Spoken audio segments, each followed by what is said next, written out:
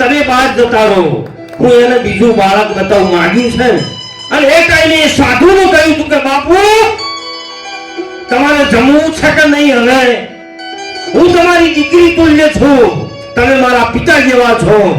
એક છોકરો હતો એને ખોડી નાખ્યો છે, પણ તમે અમને હોંજિયા કઈ મેળાના માં છો.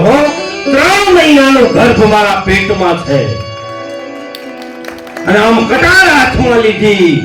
આ તો ક્ષત્રિયાણી હતી, આ પાછી પડે અને જ્યારે આમ કટાર હાથમાં લીધી અને ત્યારે ભગવાનને હાથ પકડવા, કોડુઓ પકડવા આપવું પડ્યું અને કીધું કે દીકરી માગ કે કશું માગવું નથી, ના માગે. આ લોહી દાતારી છે, આ લોહી માગવાનું નથી. જે ઓમ કરે ને એ બીજા. ભગવાન પાસે પણ મને માગ્યું નથી હો.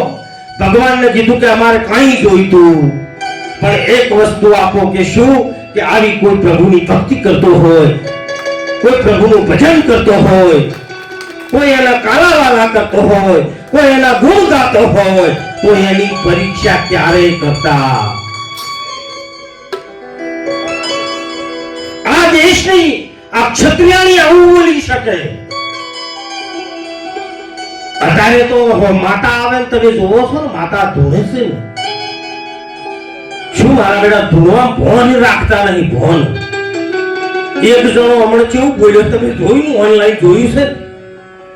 ફલાણા કુળની દીકરી ફલાણા કુળમાં આવતી રહેશે, તું તાર કઈ કંકુના. હવે માતા ઠેલો બોલો, હવા પ્રેમ લગ્ન કરાવાય માતા જાય.